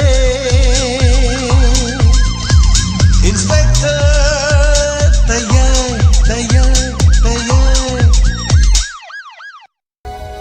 Hanana thagacharing asigi Inspector Tayai asigi lising amachani panung udra tre subatangka ayamba imung manunggi wari amuk lakre court ki case ki matang da ani subada panthoi na sokpudu hospital da puno na bagi lebak na haibada ki puru re amanom da halakpa matam da imung manung da log sing court case machi manaw nung sin da bagi wafam le rame hom subada hospital da puru bagi damak rozi mai hona saukre masigi tangkak ta masini le basi panthoi gi tha magi magi khongchat numit kun ga tareni khakta ngaisen khre si manung da kari kari thodo tholokpa kari kari lakpa panthoi gi serial na tabiri basingi hai batare mayam punamakta si wari kam do bi bage mana pibirakpa feedback comment khara azabagi tanja logjage duga sigi birthday tariba singdi ya famangol piminas sigi birthday tariba happy birthday Aribam Tombisana News Chakon, many happy returns of the day, many Sigumlaba Numit Ase, Masing Langam Dana Lak Porosunu, Papa Yai Papa, Punchinung Sangba, Urasunu. Anisubada birthday Remika Kundrakpam of case Manoranjan and case Panesori Devi, Papa Yai Papa Urasunu. Punchinung Sangba, Nadi Yektaba, Sigima Ponumit Tariba Sing. Papa yai papa urasanu adana sembiriba mapugi mafumda nizari madam aribam tomishana thank you so much asisu okoi studio da lakpiramani laiba diamond tv gi laifam da lakpirami family puraga haitare sangle na masu saminaki papa yai papa winner se su mama ponu mit masing langam dana pangthok pangamba urasanu loinana Remika gisu apok numit sigumase masing langam dana pangthokpa orasanu many happy returns of the day happy birthday both of you punamak pabaya pabo orasanu haidana haijari asigi tabiri batabare ganesa wari tangak se yamna nuaijai music na fajaba ingalali tapire thagachari sakuntala maibam thagachari phatsu phat khidre da ko roji na tapire Handila Isram, Tayagi Wari Tabda, no one Mio Masing Gali, Atakpiri Tagachari. Thank you so much. Mayamnaga Pamadi Kangi, Wari Tolo Salaga, Pantoiga, Yaipabaga Satunava, Rojina Chaga Lehoba, Wari Loire, Hibaduneva, Sunat Natri, Wari say Sunat Natri, Sigimatang Wala Kidori lady, but when a quite talk to be what Sunanat. Wari Watli, Dum. Nuksibi sing adum tabi taba wari dana hayeng while aroi bagi matam du yorgan sing khala aroi bagi do tabi si hai do ngare yang wali hai tare wari de mo khoi sagar pa loi driba aduna hojik sagar pa khar ga loi sale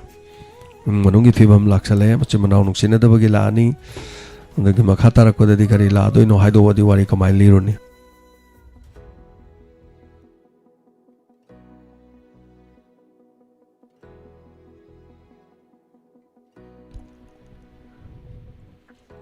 Baby ka ireng bam YouTube ke ID se paava nungai te adom na ming si ibada dias mahapira di paava so kara nungai do ba loi samjalaga irakpa kanda di paava se adom te na nungai te hai tai adumaina na paava yam nungai te ba sumaina sang na la kanda paava nungai te Tagachari music is some background music kara semi aduna music ki makhaje am pole romantic torokpa nungsiba wafam madagi mingonda nonjaba haijaba pukchel tingba pukchel sengba yamna sigumba gi tonga music am lei haitai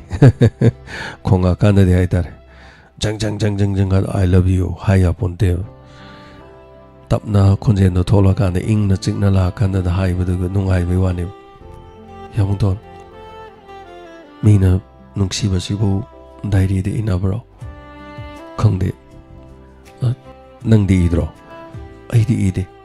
Aduga Karigi the Matakisan Iriba Aidi Kangdi Yamungton Sunungsiba Powra Aiding a sea power Nungsiba Kanam the Powdi Azudi Yamungton Nungsiba Sibu diary दे नब्रो सीने से music तक लापने सो लोइना मक music की मखा पोले अदुना थागचरे सीने आइना सानै से स्पेक्टर ते आई साना बाइस वारी दलो इथो थमने हाय तारे असिगी सोने हॉस्पिटल द पुबी बगाइसे हम गाड़ी का थोरो पुबी बदो पुदे यादा दन पूरी नेबा पुदा दन सोमना खंद चाकलक न बने लाइदो पुनमकी ओइरक न बने ई बने वारी में आमा ऑफिस की शो अदुगा ते ते थॉमस अदुगा ते वारी लो ई दो सानारा कांददी वारी दु यौ मुंगमदे अदुना करी द ताई हयिंग ताई असी ऑफिस की सिन यावगदमने थॉमस की सिन यावगदमने याव मुंगमदे सानारा कांदा ngасai amnuksibu hospital की सिन दो लाओ हॉस्पिटल दगान ngасai डॉक्टर सुरज ते दम हाइदन ममांग सो कांदा सो मोदि मते मनाउ नति हाइबे यादे बसोमद ऐ लोंग बकांददी हाइरखिद्रे को अदुगा सोस्ती दगा हाइरक्तरदि नोइ नुंगाइरो हे नै आमदो सुतिनरगा मनाउ नु बालो होमद बार्टोन तोरक्तिने गाइ हाइबने अमदुना इयाक इयाक तौ लेबने ऐ नुपी अफबा मा हाइबसे नुपी हाइबसे मी सेमनिने अदुना अफबा ममा मा हाइबदो सि नुपी जिनि खंग्रा नंग नराइबा याम फरबने सि नुपी जि फंगिसे न हाइबनि सोना कंददि थाव हों गक्तगिनि Thank you so much थागचरी हनना दना रानी बुलालक सांगते मुजा जयंत कुमार थोकसोम दगा हनतेम सोसिला सबीर माइबम सोरखाइबम पाकपी जे अनौ माले आईडीज थागचरी यावबिरपगीदमक दगा अरिबम तोमसना दमयाम बर्थडे गिफ्ट फमगोल पिबिरी मैडम बिनोदिनी खोमराम थागचरी लोइन चेंगा क्रे मैसेज लतासनार के हेम बमरंग तेम बेम सा सोरखाइबम खुराइजम मेमी तबारकानेसा जोशीबला फिजम रोजी से मथंदा साक्सबदा मखोय मरिल थितबा लोइरे खंगदेदा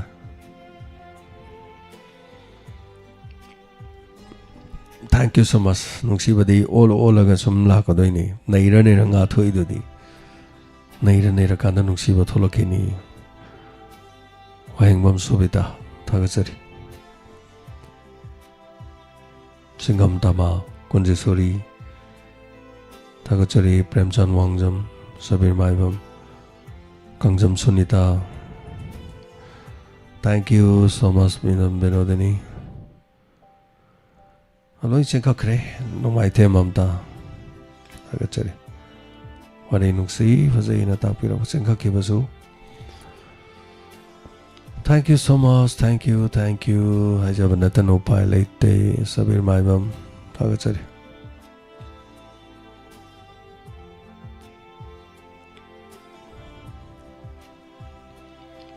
Naurem ibocho sing agachari anana adum lakchani thamoi sengba adum aina adum haidan achumana matam bonong ta mai pai baby cha hoidrom agachari bimola konsum agachari hoidrom nongsi tombi agachari yam yauki brahmi ilangbam agachari hanan aina pahudaba yaw imamani tombi same yawros me hanga pigani Comment jar senkhat pani ne phara thamang ngamde phara ga thami adum senkhat khi hai tai aduna parakte khalagadi copy paste adum dobiyo agachari karai deno ma yawri deno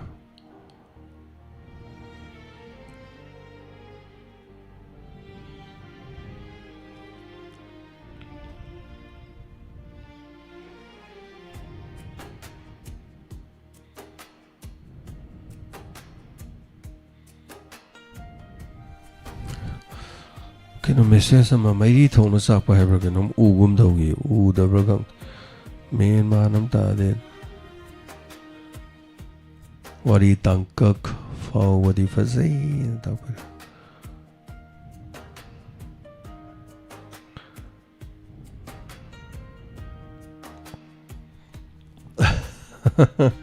khangdre da menam ta jan ꯃꯌꯥꯝꯅꯁꯨ ꯋꯥꯔꯤ ꯑꯗꯨꯝ ꯂꯤꯔꯛꯄ ꯌꯥꯎꯋꯤ ꯑꯩꯉꯣꯟꯗ message ꯊꯥꯔꯛꯄ ꯌꯥꯎꯋꯤ ꯁꯨꯃꯥꯏꯅ ꯇꯧꯍꯟꯕꯤꯌꯨꯀꯣ ꯁꯨꯃꯥꯏꯅ ꯇꯧꯕ ꯑꯩꯅ ꯋꯥꯔꯤ ꯂꯤꯔꯛꯀꯅꯣ ꯑꯩ ꯋꯥꯔꯤ ꯁꯥꯟꯅꯗꯧ ꯇꯜꯂꯤꯀꯣ ꯑꯩꯅ ꯏꯔꯤꯕ ꯋꯥꯔꯤꯁꯦ ꯃꯌꯥꯝꯅ ꯍꯥꯏꯕꯗꯒꯤ ꯆꯠꯈꯤꯕ ꯃꯥꯅꯤꯀꯣ ꯑꯗꯨ ꯅꯠꯇꯦꯀꯣ ꯋꯥꯔꯤ ꯂꯥꯛꯈꯤꯅꯤ ꯋꯥꯔꯤ ꯇꯥꯕꯤꯌꯣꯅ ꯍꯥꯏꯖꯩ ꯑꯩ ꯀꯩꯁꯨ ꯍꯩꯖꯗꯦ ꯋꯥꯔꯤ ꯏꯕ ꯅꯨꯡꯁꯤ ꯅꯨꯡꯉꯣꯟꯒꯤ ꯋꯥꯔꯤ ꯏꯕ ꯍꯩꯖꯗꯦ ꯀ꯭ꯔꯥꯏꯝꯒꯤ ꯋꯥꯔꯤ ꯃꯌꯥꯝ ꯏꯕꯩ ꯋꯥꯅꯤ ꯒꯥꯏ ꯅꯨꯡꯁꯤꯕ ꯑꯗꯨꯗꯤ ꯁꯥꯟꯅꯅꯤ ꯑꯗꯨꯝ ꯂꯥꯛꯄꯅꯤ ꯊꯥꯒꯠꯆꯔꯤ ꯍꯟꯅ ꯀꯨꯟꯖꯦꯁꯣꯔꯤ ꯍꯩꯀ꯭ꯔꯨꯖꯝ ꯁꯣꯕꯤꯇꯥ ꯊꯦꯡꯛ ꯌꯨ ꯁꯣ ꯃꯆ ꯐꯦꯁꯕꯨꯛ ꯂꯥꯏꯚꯇ ꯂꯩꯕꯤꯔꯤꯕꯁꯤꯡ ꯌꯥꯝꯃꯕꯗ ꯐꯦꯁꯕꯨꯛ ꯂꯥꯏꯚꯇ ꯃꯤꯑꯣꯏ 3 ꯂꯩꯕꯤꯔꯤꯕ ꯊꯥꯒꯠꯆꯔꯤ ꯄꯨꯝꯅꯃꯛ ꯇꯣꯛꯁꯣꯝ ꯁꯨꯅꯤꯇꯥ ꯑꯣꯖꯥ ꯔꯣꯃꯦꯟ ꯊꯥꯒꯠꯆꯔꯤ ꯄꯨꯝꯅꯃꯛ ꯌꯥꯎꯕꯤꯔꯤꯕ ꯑꯟꯖꯂꯤ ꯄ꯭रिꯌꯥ ꯂꯩꯁꯅꯥ ꯆꯅꯨ ꯊꯦꯡꯛ ꯌꯨ ꯁꯣ ꯃꯆ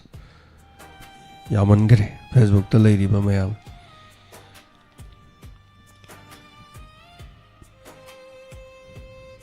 ꯊꯥꯒꯠꯆꯔꯤ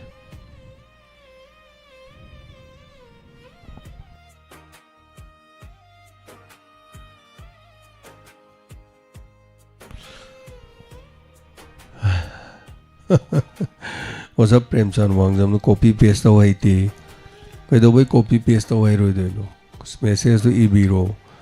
ꯏꯔꯒ ꯑꯗꯨꯗꯩꯗ ꯅꯝꯖꯜꯂ ꯊꯝꯕꯤꯌꯣ ꯁꯦꯂꯦꯛ ꯑꯣꯜ ꯑꯅ ꯊꯣꯛꯂꯛꯀꯅꯤ ꯁꯦꯂꯦꯛ ꯑꯣꯜꯗꯨ ꯅꯝꯕꯤꯔꯣ ꯑꯗꯨ ꯀꯣꯄꯤꯅ ꯍꯥꯏꯕꯤꯔꯣ ꯑꯗꯨ ꯃꯊꯪ ꯏꯒꯗꯕ ꯄꯦꯖꯇꯨꯗ ꯑꯃꯨꯛ ꯂꯥꯛꯄꯤꯔꯣ ꯑꯃꯨꯛ ꯅꯝꯕꯤꯔꯣ ꯄꯦꯖꯇꯨ ꯅꯝꯕꯤꯔꯣ ꯄꯦꯖ ꯊꯣꯛꯂꯛꯀꯅꯤ ꯂꯣꯏꯔꯦ ꯀꯣꯄꯤ ꯄꯦꯖ ꯏꯔꯥꯏ ꯂꯥꯏ ꯋꯥꯅꯤ ꯃꯩꯃꯨꯒꯤ ꯋꯥꯅꯤ ꯀꯣꯄꯤ ꯄꯦꯖ ꯍꯩꯇ꯭ꯔꯗꯤ ꯅꯣꯡꯃ ꯀꯣꯏꯊꯣꯛꯄꯤꯔꯛꯑꯣ ꯆꯥ ꯒꯤꯂꯥꯁ ꯑꯃ ꯊꯛꯃꯤꯟꯅꯁꯤ ꯀꯣꯄꯤ ꯄꯦꯖꯇꯨ ꯇꯧꯒꯦ ꯑꯗꯨꯃꯥꯏꯅ ꯇꯧꯗꯅ ꯍꯥꯏꯇꯥꯔꯦ ꯉꯝꯖꯄꯣꯠꯇꯦꯗ ꯃꯦꯁꯦꯖ 90,000ꯃꯨꯛ ꯁꯨꯔꯦ ꯑꯩ ꯄꯥꯖꯔꯔꯣꯏ ꯊꯥꯒꯠꯆꯔꯤ ꯈꯣꯟꯁꯨ ꯂꯣꯏ ꯇꯥꯔꯦ ꯏꯁꯥꯅ ꯃꯔꯣꯝ ꯐꯠꯇꯕꯅꯦ ꯋꯥꯔꯤꯒꯗꯤ ꯍꯪꯒꯥꯝ ꯃꯔꯨ ꯕꯣꯔꯥ ꯑꯃꯨꯛ ꯂꯩꯔꯤ ꯂꯣꯏ ꯂꯤꯕ ꯉꯝꯗꯣꯏꯔꯥ ꯉꯝꯃꯣꯏꯗꯣꯏꯔꯥ ꯆꯍꯤ 30-40ꯃꯨꯛꯇꯤ ꯆꯪꯉꯁꯨ ꯂꯤꯔꯁꯨ ꯂꯣꯏꯕ ꯅꯥꯏꯔꯣꯏ ꯋꯥꯔꯤ ꯆꯐꯨꯅꯦ ꯋꯥꯔꯤ ꯆꯐꯨ ꯅꯨꯡꯉꯥꯏꯒꯦꯔꯥ ꯅꯨꯡꯉꯥꯏꯔꯣꯏꯔꯥ ꯑꯗꯨꯅ ꯑꯩꯅ ꯍꯤꯡꯂꯤꯉꯩꯗꯤ ꯑꯗꯨꯝ ꯂꯤꯔꯝꯃꯅꯤ ꯁꯤꯈ꯭ꯔꯦ ꯑꯣꯖꯥ ꯖꯌꯟꯇ ꯀꯨꯃꯥꯔꯒꯤ ꯃꯦꯁꯦꯖꯁꯤꯁꯨ ꯄꯨꯔꯥ ꯑꯩꯒꯤ ꯋꯥꯔꯤꯒꯨꯝꯕꯅꯤ ꯍꯪꯒꯥꯝ ꯃꯔꯨꯒꯨꯝ ꯀꯔꯝꯍꯥꯏꯅꯕꯨ ꯏꯔꯤꯅꯣ ꯈꯪꯗꯦ ꯖꯔ ꯑꯣꯖꯥ ꯖꯌꯟꯇ ꯇꯥꯔꯦ ꯊꯥꯒꯠꯆꯔꯤ ꯍꯟꯅ ꯕꯤꯖꯦꯟꯇꯤ ꯍꯧꯔꯛꯁꯝ ꯔꯣꯅꯤꯇꯥ ꯒꯨꯔꯨꯔꯤꯕꯝ ꯊꯥꯒꯠꯆꯔꯤ ꯍꯟꯅ ꯀꯔꯤꯅꯣ ꯑꯝꯇꯣꯏꯕ ꯋꯥꯔꯤꯁꯤꯗ ꯁꯥꯔꯤꯕ ꯀꯦꯔꯦꯛꯇꯔ ꯃꯌꯥꯝ ꯍꯦꯛ ꯂꯣꯏ ꯃꯥꯜꯂꯤ ꯑꯣꯟꯊꯣꯛꯅ ꯐꯖꯩꯊꯥꯒꯠꯆꯔꯤ ꯃꯦꯗꯝ ꯄꯨꯌꯥꯝ ꯁꯔꯖꯨꯂꯥ ꯊꯦꯡꯛ ꯌꯨ ꯁꯣ ꯃꯆ ꯏꯁꯩ ꯃꯇꯪ ꯇꯦꯟꯇꯛꯅ ꯊꯥꯖꯔꯒꯦ ꯑꯗꯨꯒ ꯑꯩ ꯁꯣꯔ ꯑꯝꯇ ꯍꯣꯟꯗꯣꯛꯆꯒꯦ ꯃꯌꯥꯝꯁꯨ ꯁꯣꯔ ꯑꯝꯇꯪ ꯍꯣꯟꯕꯤꯌꯣ ꯀꯔꯤ ꯏꯁꯩ ꯊꯥꯗꯣꯏꯅꯣ ꯈꯪꯗꯦ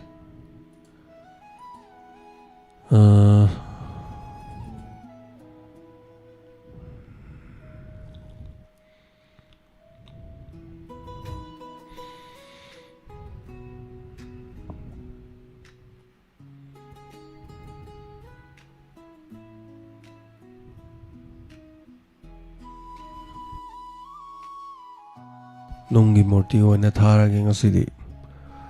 ꯅꯨꯡꯒꯤ ꯃꯨꯔꯇꯤ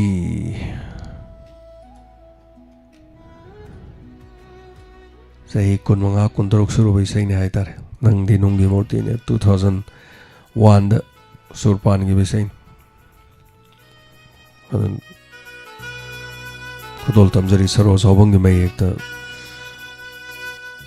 ꯄ꯭ꯔꯤꯌꯣꯕꯔꯇ ꯍꯧꯕꯝ ꯂꯥꯏꯠ ꯀꯣꯔꯅꯔ ꯏꯝꯐꯥꯜꯅ ꯄꯨꯊꯣꯛꯄꯤꯕ ꯑꯩꯒꯤ ꯑꯍꯥꯟꯕ ꯑꯣꯗꯤꯑꯣ ꯀꯦꯁꯦꯠ ꯅꯨꯡꯁꯤ ꯂꯝꯗꯝ ꯍꯥꯏꯕꯗꯨꯒꯤ ꯂꯧꯊꯣꯛꯆꯕ ꯏꯁꯩꯅꯤ ꯅꯨꯡꯁꯤꯕ ꯅꯍꯥꯛ ꯊꯃꯣꯏ ꯀꯟꯕ ꯂꯩ ꯅꯪꯗꯤ ꯅꯨꯡꯁꯤꯕ ꯈꯪꯕꯤ ꯅꯠꯇꯦ ꯊꯃꯣꯏ ꯀꯟꯕꯤꯅꯤ ꯅꯨꯡꯒꯤ ꯃꯨꯔꯇꯤ ꯅꯪꯗꯤ ꯅꯨꯡꯒꯤ ꯃꯨꯔꯇꯤꯅꯤ ꯅꯨꯡꯒꯤ ꯊꯃꯣꯏ ꯄꯥꯟꯕꯤꯅꯤ ꯅꯪꯗꯤ ꯅꯨꯡꯒꯤ ꯃꯨꯔꯇꯤꯅꯤ ꯅꯨꯡꯒꯤ ꯊꯃꯣꯏ ꯄꯥꯟꯕꯤꯅꯤ ꯅꯨꯡꯒꯤ ꯃꯨꯔꯇꯤꯅꯕꯨ ꯅꯨꯡꯁꯤ ꯈꯪꯕ ꯍꯧꯅꯕꯔꯥ ꯅꯨꯡꯒꯤ ꯊꯃꯣꯏꯗꯕꯨ ꯃꯤꯅꯨꯡꯁꯤꯒꯤ ꯏꯒꯤ ꯌꯥꯎꯔꯝꯒꯗꯔꯥ ꯅꯪꯗꯤ ꯅꯨꯡꯒꯤ ꯃꯨꯔꯇꯤꯅꯤ ꯅꯨꯡꯒꯤ ꯊꯃꯣꯏ ꯄꯥꯟꯕꯤꯅꯤ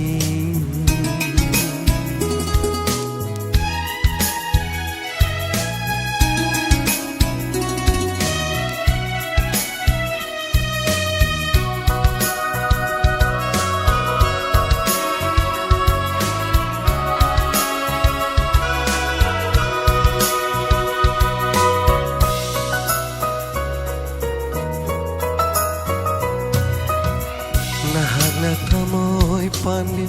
oiram laba minungsi kang biyama oiram laba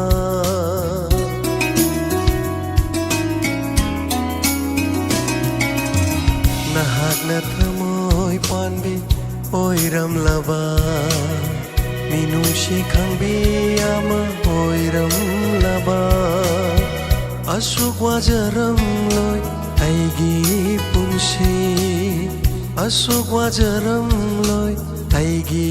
punsi Miku matasu nokcharam gani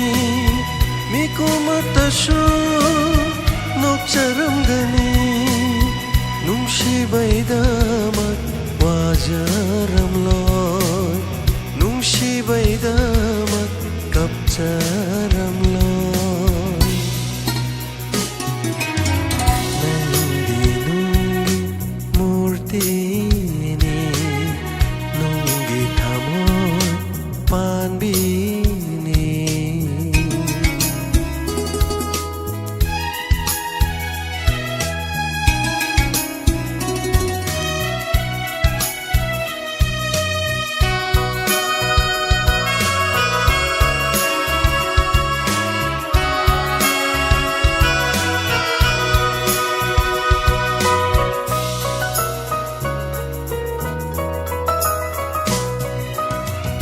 Aduklo na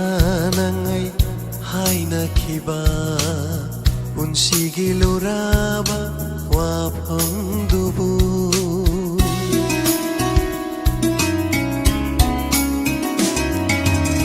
Aduklo na nangay hay nakiba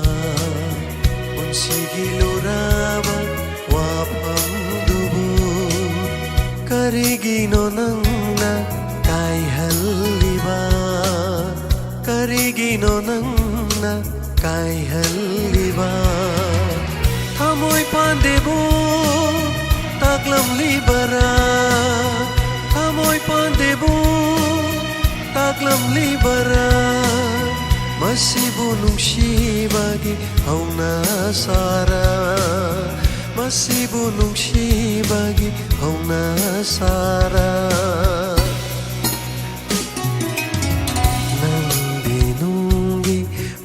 Tini nunggi thamoy panbini nunggi murti nabu nungsi khangba hauna bara nunggi thamoy dabu minungsi giyidi yauram gadara nangdi nunggi murti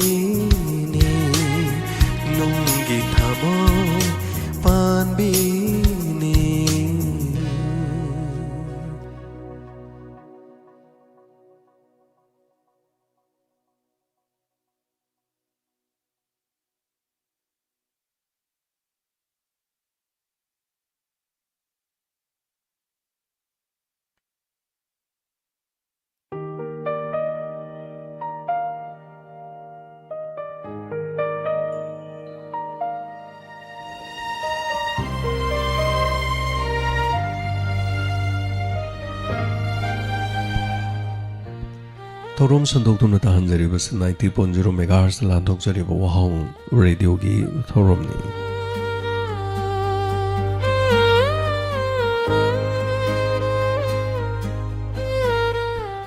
tongan ba platform ni panami hongge thogol dojariba wahong radio gi ꯑꯊꯦꯡꯕꯗ ꯁꯟꯗꯣꯛꯆꯕ ꯉꯁꯤꯒꯤ ꯊꯧꯔꯝꯗ inspector ꯇꯌꯥꯏ 1998 ꯊꯥꯒꯠꯆꯔꯤ ꯉꯁꯤꯒꯤ ꯊꯧꯔꯝ ꯐꯥꯎꯕꯗ ꯂꯣꯏꯁꯤꯜꯂꯛꯄ ꯐꯥꯎꯕꯗ ꯌꯥꯎꯕꯤꯔꯤꯕ ꯂꯥꯏꯚꯇ ꯂꯩꯕꯤꯔꯤꯕꯁꯤꯡ ꯄꯨꯝꯅꯃꯛ ꯊꯥꯒꯠꯆꯔꯤ ꯂꯩꯅꯥ ꯂꯥꯏꯁ꯭ꯔꯝ ꯊꯥꯒꯠꯆꯔꯤ ꯍꯟꯅ RK ꯁꯅꯥꯃꯆꯥ ꯕꯤꯖꯦꯟꯗꯤ ꯍꯧꯔꯣꯛꯆꯝ ꯌꯥꯏꯁꯅꯥ ꯑꯣꯖꯥ ꯖꯌꯦꯟꯇ ꯀꯨꯃꯥꯔ ꯀꯨꯟꯖꯦꯁꯣꯔꯤ ꯇꯣꯝꯕꯤꯁꯅꯥ ꯁꯟꯖꯔꯝꯕꯝ ꯌꯨꯝꯈꯥꯏꯕꯝ ꯍꯦꯂꯦꯟ ꯌꯥꯎꯕꯤꯔꯤꯕꯁꯤꯡ ꯄꯨꯝꯅꯃꯛ ꯔꯣꯁ ꯃꯦꯔꯤ ꯁꯤꯜꯁꯤ ꯋꯥꯔꯤꯁꯤ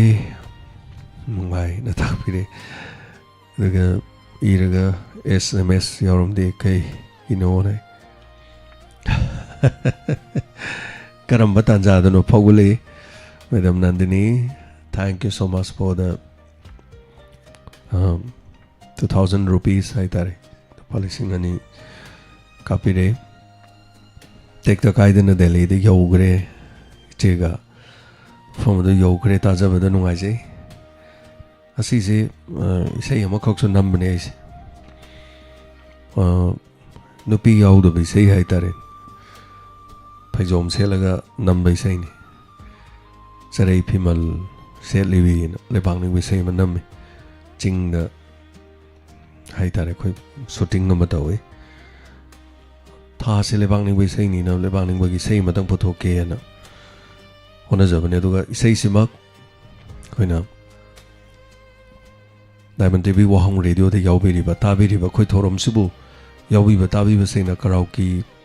Mada Haibatare, and karaoke Sisu. 제가 매담거나 거기다 고돌 담비럭버니 카라오케시다 상나가도리버니 세이세 그러나 세이나 차레이 피멀 하이바 사랑 템피아다 스니나 sak비세이도 누파 콘젤다나 이나 누피다나 마나 sak바 내가 사랑 템 사나할기 마이액다 하리베 세이시 어토엔 상담나가도리버니 어도기 세이 매암다 타동노버기 하이다레 세이도스 남자루이 Thagachari Madam Gachegasu Delhi da take the Kaidani Yore Tajavada, what from Maduda Tawain Kang Lucilaga, take the Kaidan allow you. Tang Mari the function Masama Lazavani. Function Sisu Tang Mari the Lavasi, Marie Hindu Edera, Ohungi Hindu Edera, MSPD Celia Banam Coxale, the Wakwagi the Hana Lepsa Kibanina, Torum Sedum Tozagani, Studio Manung the Tozavani, Kanago Mumgi Mayok the Tozavanat. Sagi mapong no mit ki oina tawjabani aduna function jegi damak lakpadadi MS PDCL aduga MS PDCL hona biriba 2000 kanogi habatare koigi 15 da kano tawiriba da 2019 da koigi exam da mai pakraba singna ayat apan thon bidana mateng pangbiu haidina so koi kai haijari hanana punamo thagachari Punamak Hosiki, Toromlation Jabagi Yab the Luzagi Punamak Hanana Sanahan Bioina Yabiriba Punamak Sing the Premsan Wangzam Abe Kangibam Punamak Tagachari Pavaya Pavo Minerasi Warisigi Makahaying Karamo Putoksarake Karawari Karamanadana Yaminasi Warisigi Makamo Duga Gasigi the Makta Punamak Toromlation Jabagi Ayabada luxury. As I take the Kaidana Tengari Basugum Haying, so take the Kaidana Tengna Minerasi. Kawigano, Waritabiro, Matung the comment section, the comment preview. Pantogi, Waribanunga, and Nusina Tabiri was support to Viriba Kodimoko. Wahong Radio Diamond TV, my Kedigamukana, Kaikumazari Punamako, Tagachari, when Honazari Batozari Punamak, Ya Punamako, Hatung, whatever support Hana, never get them Honazari. Nungaiba Nungaitava Warini, totally Banipunchi the Susuma Todokia. Imungama the Tabok Suriba no Piamabu, Masa Kankandana. Lobiragani, Lohumbiragani Haidana, Lohumbiraga. Tahum Suruba Matunda, no Pia the Namdano divorce Toro kind of Viva Todo, a sing Matodokea the Toli. A single the Yumpa Moraga, Tonga Tonga Matodokea, Marile, Botok Seribo Warini, Pantoi. Tamina Sikari Kari Todo Tole have the game with the Simakata Todota. Nasiki the Mota di Punamaku Amukana, James Hagrizanda Kurumjari.